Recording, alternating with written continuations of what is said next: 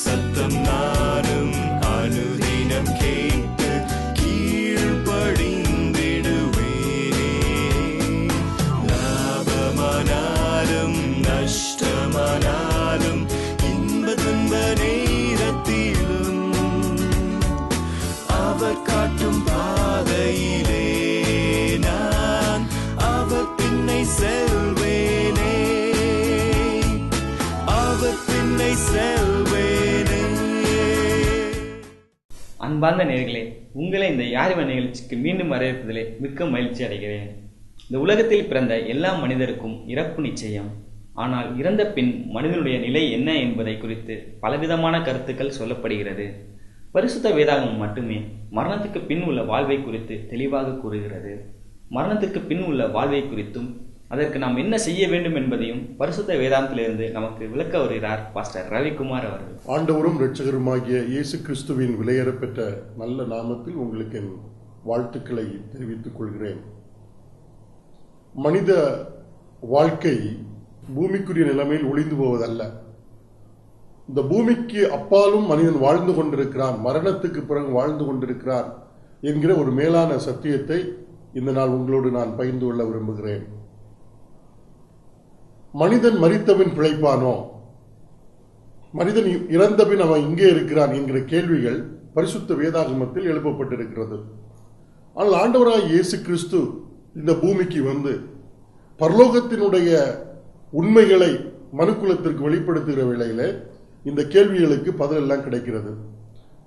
யோபுவின் புஸ்தகம் 14ஆம் அதிகாரம் 10வது வசனத்திலே இப்படிப்பட்ட ஒரு கேள்வி இருக்கிறது. மனுஷனோ வென்றால் செத்தபின் ஒளிந்து போகிறார், மனுப்புத்திரன் ஜீவித்து போனபின் அவன் எங்கே? அதே அதிகாரத்தில் 14வது வசனத்தில் மனுஷன் செத்தபின் பிழைப்பானோ? இந்த செய்தியை கேட்டுக்கொண்டிருக்கிற உங்களுடைய உள்ளத்திலும் இப்படிப்பட்ட கேள்வி இருப்பதற்கான வாய்ப்பு இருக்கிறது. ஆனால் எந்த மனிதனுடைய உள்ளத்திலும் ஒரு எண்ணம் இருக்கிறது. நம்முடைய மூதாதையர்கள், நம்மை விட்டு இறந்து போனவர்கள் அல்லது பிரிந்து போனவர்கள் எங்கோ ஒரு இடத்திலே வாழ்ந்து கொண்டிருக்கிறார்கள். அவர்கள் எந்த மதத்தை சார்ந்தவர்களாக இருந்தாலும், எந்த நம்பிக்கையை சார்ந்தவர்களாக இருந்தாலும் இந்த ஒரு எண்ணம் இருக்கிறது.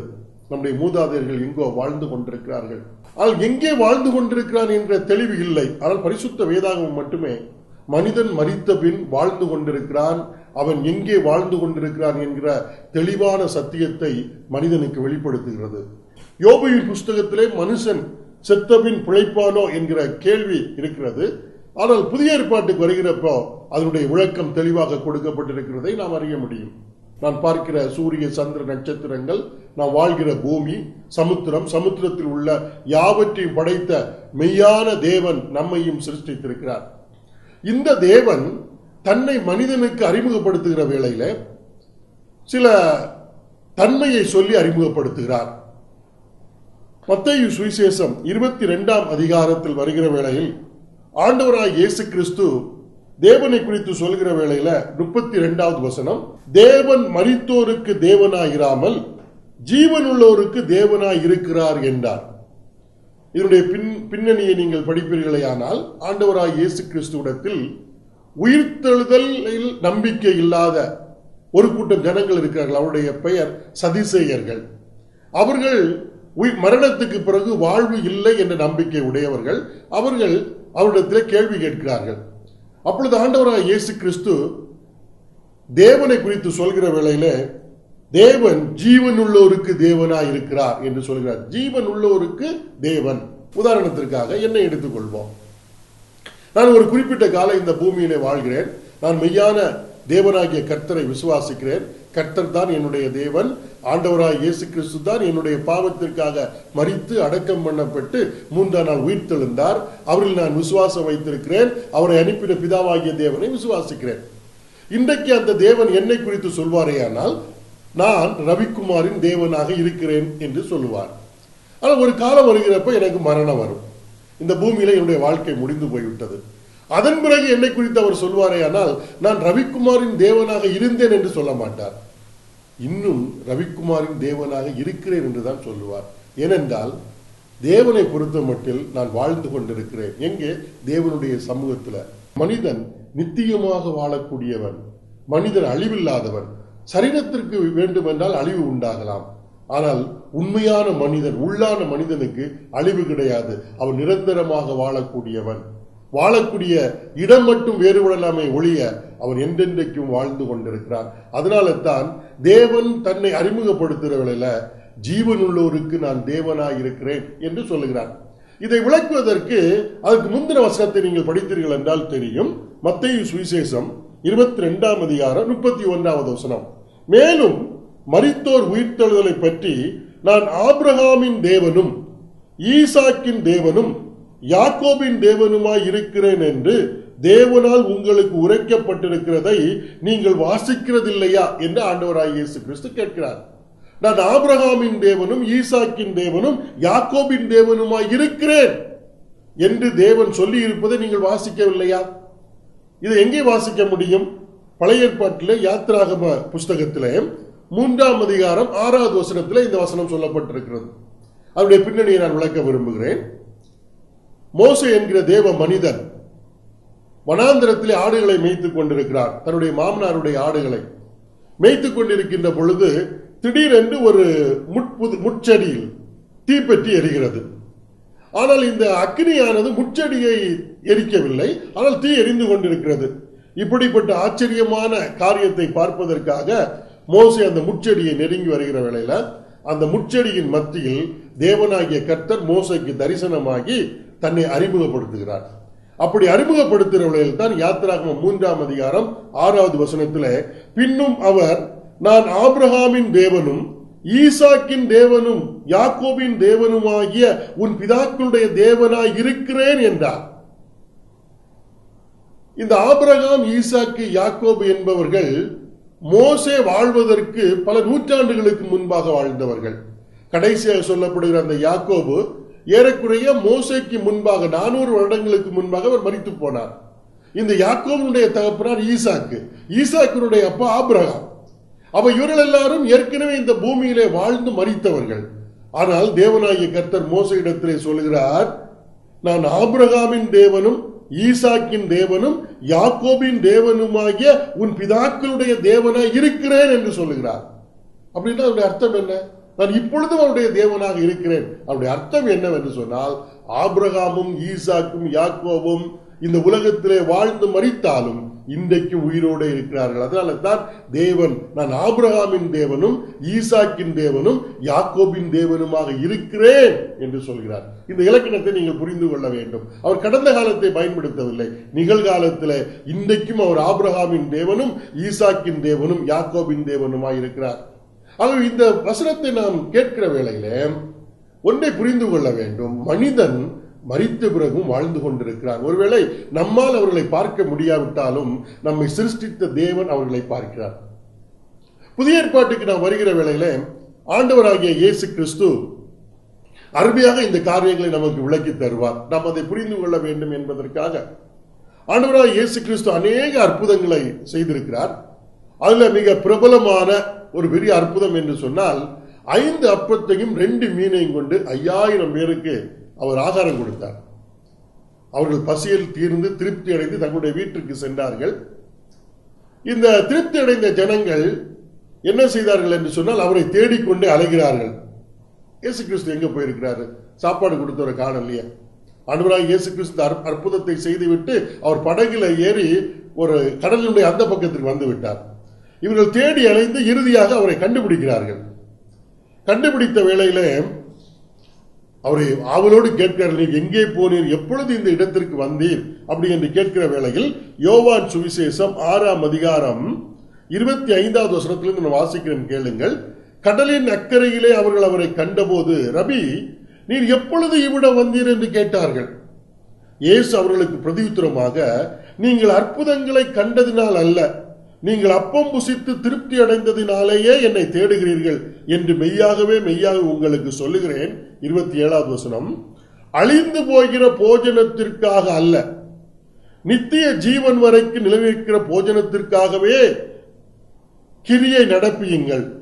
அதை மனுஷகுமாரன் உங்களுக்கு கொடுப்பார், அவரை பிதாவாகிய தேவன் முத்தரித்திருக்கிறார் என்றார். ஆண்டவராய் இயேசு கிறிஸ்து ஜனங்களை பார்த்து சொல்றாரு, அழிந்து போகிற போஜனத்திற்காக அல்ல, நித்திய ஜீவன் வரைக்கும் நிலைநிற்கிற போஜனத்திற்காகவே கிரியை நடப்பீங்கள் என்கிறார். என்னை தேடுவதாக இருந்தால், என் பின்னே வருவதாக இருந்தால், அழிந்து போகிற காரியத்தை பெற்றுக் கொள்வதற்காக நீங்கள் வர வேண்டாம். நிலையான காரியங்கள், நித்திய காலம் வரையில் நிலைநிற்கிற காரியங்களுக்காக என்னை பின்பற்றுங்கள், அதற்காக முயற்சி செய்யுங்கள் என்று சொல்லுகிறார். அப்படி என்றால் என்ன அர்த்தம்? ஆண்டவராய் இயேசு கிறிஸ்து இந்த பூமியிலே மனிதன் வாழ்வதற்கும் இந்த பூமிக்குரிய காரியங்களை கொடுப்பதற்காக மட்டும் இயேசு கிறிஸ்து இந்த பூமிக்கு வரவில்லை. பிரியமானவர்களே, நித்திய ஜீவன் என்று சொன்னால் மனிதனுடைய வாழ்க்கை இந்த பூமியிலே முடிந்த பிறகும், சரீரத்தில் அவன் மரணம் ஏற்பட்டாலும் அவன் தொடர்ந்து தேவனுடைய சமூகத்திலே கடவுளோடு வாழ வேண்டும். அந்த வாழ்வை கொடுப்பதற்காகத்தான் அவர் வந்தார். அதனாலதான் அவர் தெளிவாக சொல்கிறார், நித்திய ஜீவன் வரைக்கும் நிலைநிற்கிற போஜனத்திற்காகவே கிரியை நடப்பீங்கள் என்று. 1 கொரிந்தியர் 15ஆம் அதிகாரம் 19வது வசனம். இங்க அப்போஸ்தலனாகிய பவுல் சொல்கிறார், இம்மைக்காக மாத்திரம் நாம் கிறிஸ்துவின் மேல் நம்பிக்கை உள்ளவர்களாய் இருந்தால் எல்லா மனுஷரை பார்க்கிலும் பரிதபிக்கப்படத்தக்கவர்களாய் இருப்போம். அப்படி என்றால் இம்மைக்குரிய இந்த பூமிக்குரிய வாழ்க்கையில் வாழ வேண்டும் என்பதற்காக ஒருவன் இயேசு கிறிஸ்துவின் மீது நம்பிக்கை வைத்திருப்பாரே, ஆனால் அவர் பரிதபிக்கக்கூடியவன். ஏனென்றால் அவர் இம்மைக்காக மனிதனுடைய வாழ்வை கொடுக்க வேண்டும் என்று வரவில்லை, அவர் மறுமையை மனதில் வைத்து வந்தார். மரணத்துக்கு பிறகுள்ள நித்தியமான வாழ்வு, என்றென்றும் தேவனோடு மனிதன் வாழ வேண்டும் என்ற நோக்கத்தை மனிதனுடைய வாழ்க்கையில் நிறைவேற்றுவதற்காகத்தான் வந்தார். இம்மைக்காக மட்டும் அவரை நாம் நாடுவோமேயானால் நாம் பரிதபிக்கப்படக்கூடியவர்களாக இருப்போம். இந்த பூமியிலே நாம் வாழ்ந்து விட்டால், நாம் கண்டிப்பாக பிறந்து விட்டால் நாம் வாழ வேண்டும். நமக்குரிய எல்லாவற்றையும் நம்மை சிருஷ்டித்த தேவன் இந்த பூமியிலே வைத்திருக்கிறார். அதை நீங்கள் தெய்வத்தை நம்பினாலும் நம்பாவிட்டாலும் அது கிடைக்கும். இன்றைக்கு நீங்கள் பார்க்கலாம், பாருங்கள், கடவுளை நம்பாதவர்கள் கூட இன்றைக்கு வாழ்ந்து கொண்டிருக்கிறார்கள். சில வேளை நம்மை விட வசதியாக வாழ்ந்து கொண்டிருக்கிறார்கள். அவர்களுக்கு எந்த குறைவுமே இல்லை, அவர்கள் நினைப்பதெல்லாம் நடந்து கொண்டிருக்கிறது. அப்படின்னா நாம் ஏன் தெய்வ பக்தியாக நடக்க வேண்டும், கடவுளை நம்ப வேண்டும்? ஆண்டவராய் இயேசு கிறிஸ்துவை குறித்து சொல்லுகிறார்கள், இம்மைக்காக மட்டுமல்ல, மறுமை ரொம்ப முக்கியம். இயேசு கிறிஸ்துவிலே கிடைக்கக்கூடிய வாழ்வு என்பது மரணத்துக்கு பிறகு நாம் கடவுளோடு என்றென்றும் வாழக்கூடிய வாழ்வு நமக்கு கிடைக்கிறது. யோவான் சுவிசேஷம் அந்த 6ஆம் அதிகாரம் படிக்கிற வேளையில, அழிந்து போகிற போஜனத்திற்காக அல்ல, நித்திய ஜீவன் வரைக்கும் நிலைநிற்கிற போஜனத்திற்காகவே கிரியை நடப்பியுங்கள், அதை மனுஷகுமாரன் உங்களுக்கு கொடுப்பார். இந்த அழிந்து போகாத வாழ்வு, நித்தியமான வாழ்வை கொடுக்கக்கூடியவர் கர்த்தராகிய இயேசு கிறிஸ்து. என்னை கேட்டுக்கொண்டிருக்கிறேன், நான் தெளிவாக சொல்ல முடியும். இந்த பூமியிலே நாம் வாழ்கிற காலத்தில் ஆண்டவராகிய இயேசு கிறிஸ்துவை நாம் விசுவாசித்து ஏற்றுக்கொள்கிறப்ப அந்த அழியாத வாழ்வு, நித்திய வாழ்வை அவர் நமக்கு தருகிறார். அதற்காகத்தான் கர்த்தராகிய இயேசு கிறிஸ்து வந்தார். அதற்காகத்தான் தேவன் அவரை முத்தரித்து இந்த பூமிக்கு அனுப்பி இருக்கிறார் என்று இந்த வசனம் சொல்லுகிறது.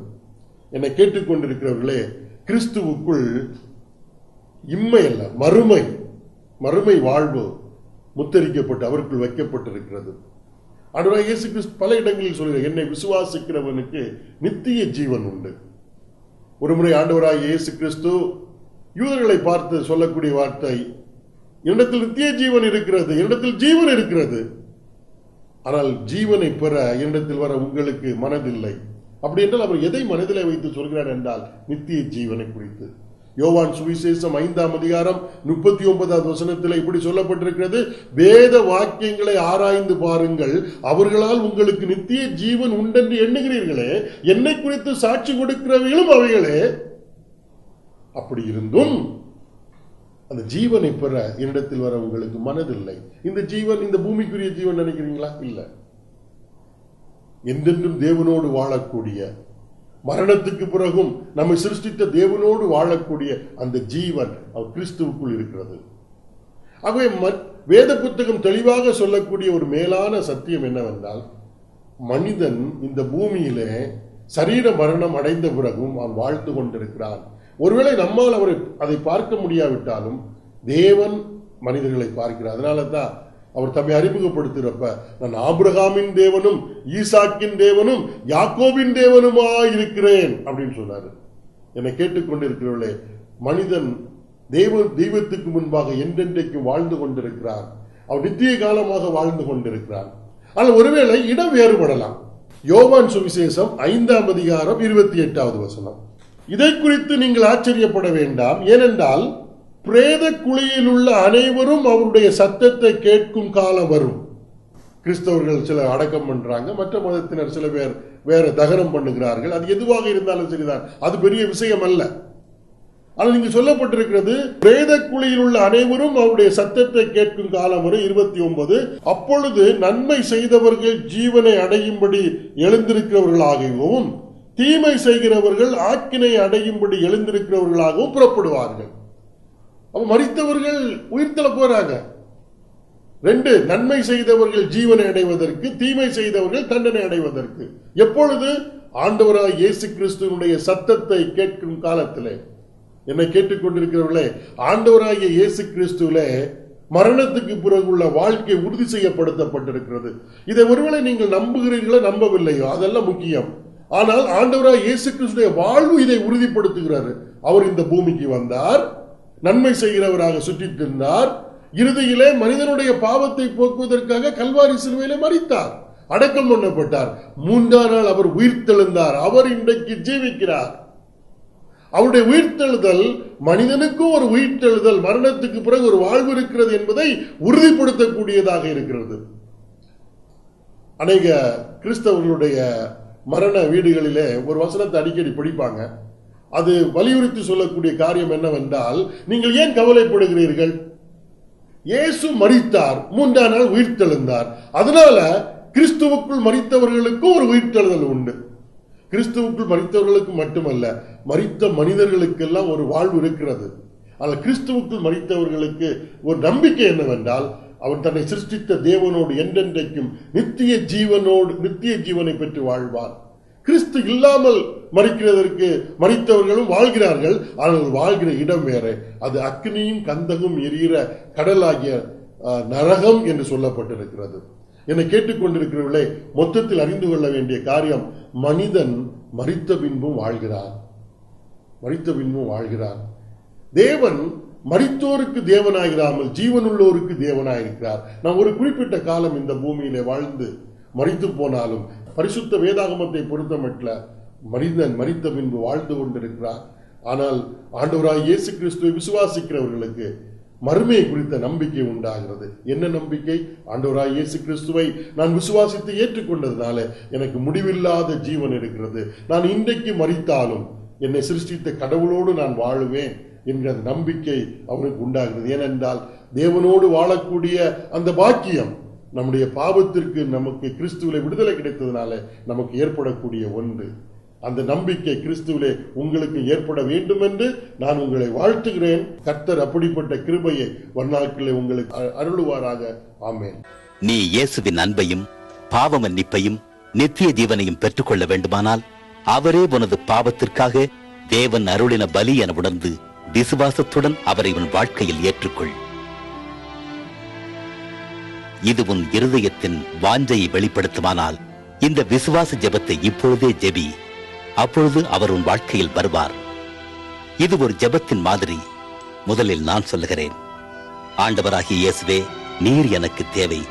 என் பாவத்திற்காக நீர் சிலுவையில் மரித்ததற்கு நன்றி.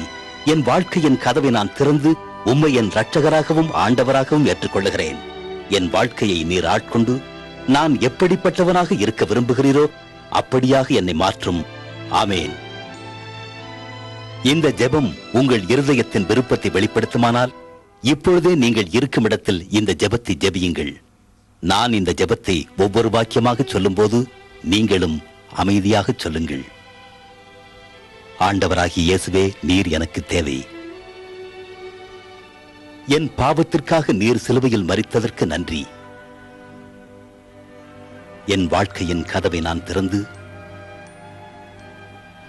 உம்மை என் இரட்சகராகவும் ஆண்டவராகவும் ஏற்றுக்கொள்கிறேன். என் வாழ்க்கையை நீர் ஆட்கொண்டு நான் எப்படிப்பட்டவனாக இருக்க நீர் விரும்புகிறீரோ அப்படியாக என்னை மாற்றும். ஆமேன். இப்பொழுது நீ இந்த விசுவாச ஜெபத்தை ஜெபித்துள்ளாய். இயேசு கிறிஸ்துவை உன் வாழ்க்கையில் வரும்படி அழைத்திருக்கிறாய். அவரை வேண்டிக் கொள்ளும் போது அவர் வருவதாக வாக்களித்துள்ளதால் அவர் வாக்களித்தபடியே வந்துள்ளார் என்பதையும் நீ நிச்சயமாக அறிந்து கொள். மேலும் உன் பாவங்கள் மன்னிக்கப்பட்டது என்றும் நீ தேவனுடைய பிள்ளையாகி நித்திய ஜீவனை பெற்றுக்கொண்டாய் எனவும் உறுதிகொள். இயேசு வாக்களித்த பரிபூரண வாழ்வை நீ அனுபவிக்க விரும்பினால் தினமும் வேதம் வாசித்து ஜெபிப்பதன் மூலம் அவரோடு தொடர்பு கொள். அப்போது உன் வாழ்க்கைக்காக அவர் வைத்துள்ள அற்புதமான திட்டத்தை நீ அறிந்து கொள்ள முடியும். இயேசுவை நேசித்து அவரை பின்பற்றுகிறவர்களுடன் தொடர்பு கொள். இறுதியாக அவருடைய அற்புதமான வாக்குத்தத்தங்களை எப்பொழுதும் நினைவு கூறு. நான் உன்னை விட்டு விலகுவதும் இல்லை, கைவிடுவதும் இல்லை. இதோ உலகத்தின் முடிவு பரியந்தம் சகல நாட்களிலும் நான் உங்களுடனே கூட இருக்கிறேன். ஜெபம் பண்ணலாம். எங்களை கிருபையாய் நேசிக்கிற அன்பின் பிதாவே, இயேசு கிறிஸ்துவிலே எங்களுக்கு மரணத்துக்கு பிறகு ஒரு நித்திய வாழ்வு இருக்கிறது என்பதை இன்றைக்கு நாங்கள் அறிந்து கொண்டோம். நாங்கள் இந்த பூமியிலே வாழ்ந்து மரித்து மண்ணோடு போகிறவர்கள் அல்ல. இந்த சரீரத்தில் மரணம் வந்தாலும் ஆண்டவராய் இயேசு கிறிஸ்துவை நம்பக்கூடியவர்கள் உம்மோடு கூட வாழுகிற பாக்கியத்தை பெற்றிருக்கிறார்கள் என்பதை வேத புத்தகத்தில் இந்த அறிவதற்கான ஒரு வாய்ப்பை நீர் தந்ததற்காக நாங்கள் நன்றி செலுத்துகிறோம். எங்களை நீர் பார்க்கிற வேளையிலே நான் இன்னாருடைய தேவனாக இப்பொழுதும் இருக்கிறேன் என்று சொல்கிற வசனம் எங்களை உற்சாகமூட்டக்கூடியதாக இருக்கிறதற்காக நாங்கள் நன்றி செலுத்துகிறோம். இதை கேட்டுக்கொண்டிருந்தவர்கள் ஆண்டவராய் இயேசு கிறிஸ்துவிலே ஒரு முடிவில்லாத வாழ்வு இருக்கிறது, அவரை இந்த பூமிக்குரிய காரியத்திற்காக அல்லாமல் நித்தியத்தை மனதிலே வைத்து அங்கீகரிப்பதற்கு நீர் உதவி செய்ய வேண்டுமாய் நாங்கள் வேண்டுதல் செய்கிறோம். கிறிஸ்துவில் உள்ள ஜீவன் நித்தியமாக இருக்கிறதற்காக நாங்கள் நன்றி செலுத்துகிறோம். அப்படிப்பட்ட ஜீவனுக்கு பங்காளிகளாக அநேகர் மாறவும், நான் மரித்த பிறகு நான் கடவுளோடு என்றென்றைக்கும் வாழ்வதற்கான பாக்கியம் கிறிஸ்துவிலே எனக்கு கிடைத்திருக்கிறது என்று நம்பவும் இந்த செய்தியை நீர் ஆசீர்வதிக்க கொடுக்கும்படியாக நாங்கள் வேண்டுதல் செய்கிறோம். எங்கள் ஜெபத்தை கேட்டதற்காக உமக்கு நாங்கள் நன்றி செலுத்துகிறோம். எங்கள் ஆண்டவரும் இரட்சகரும் மீட்பருமாகிய இயேசு கிறிஸ்துவின் நல்ல நாமத்தில் இந்த ஜெபத்தை ஏறெடுக்கிறோம் பரலோக பிதாவே.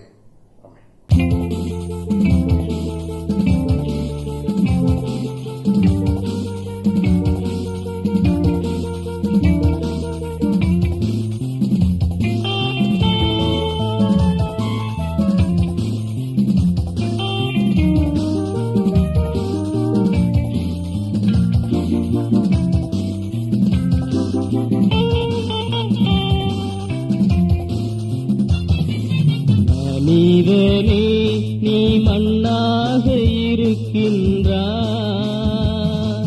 மண்ணுக்கு திரும்புவாய். மறவாதே என்றும், மறவாதே மறவாதே மனிதனே.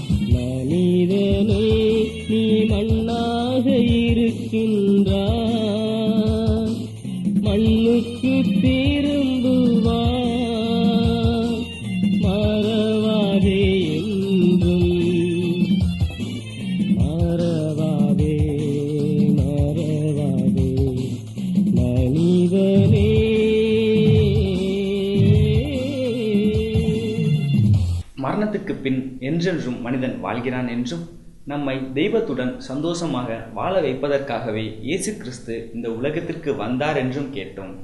நமக்கு அழிவில்லாத வாழ்வை கொடுப்பதற்காகவே இயேசு கிறிஸ்து நம் பாவங்களை தன் மீது ஏற்றுக்கொண்டு நமக்கு பதிலாக சிலுவையில் நமக்காக இரத்தம் சிந்தி மரித்து 3ஆம் நாள் உயிருடன் எழுந்தார். உங்களுடைய பாவங்களை அவரிடம் சொல்லி உங்களுக்காக அவர் மரித்தார் என்று நம்பி அவரை உங்கள் வாழ்வில் ஏற்றுக்கொண்டால் மரணத்திற்கு பின் உங்களுக்கு அழிவில்லாத சந்தோஷமான வாழ்வை கொடுப்பார். இந்த இயேசு கிறிஸ்துவை ஏற்றுக்கொண்டு அழிவில்லாத வாழ்வை பெற்றுக்கொள்ள விரும்புகிறீர்களா? உங்களுக்கு ஆலோசனை கூறவும் உங்களுக்காக ஜெபிக்கவும் ஆவலாயிருக்கிறோம். எங்களோடு தொடர்பு கொள்ளுங்கள். இந்த நிகழ்ச்சியை குறித்த உங்கள் கருத்துக்களையும் கேள்விகளையும் வரவேற்கிறோம். எங்கள் முகவரி ஒளியும் வாழ்வும் இயக்கம், C26, ஜெயின் நகர், திருவெரும்பூர், திருச்சிராப்பள்ளி 620013. அலைபேசி எண் 7598137441 மற்றும் 9487007441. Email ID tv@lala.org.in. அடுத்த வாரம் இதே நேரத்தில் மற்றும் ஒரு யாரிவ நிகழ்ச்சியை காண தவறாதீர்கள். இவ்வளவு நேரம் நிகழ்ச்சியை கண்டு கழித்தமைக்கு நன்றி. இயேசு கிறிஸ்து தரும் நிலையான நிம்மதி உங்கள் உள்ளங்களையும் இல்லங்களையும் நிரப்புவதாக. ஒளியும் வாழ்வும் இயக்கம் மற்றும் அன்புமலர் ஊழியங்கள் சார்பாக உங்களுக்கு எங்கள் வாழ்த்துக்கள். வணக்கம்.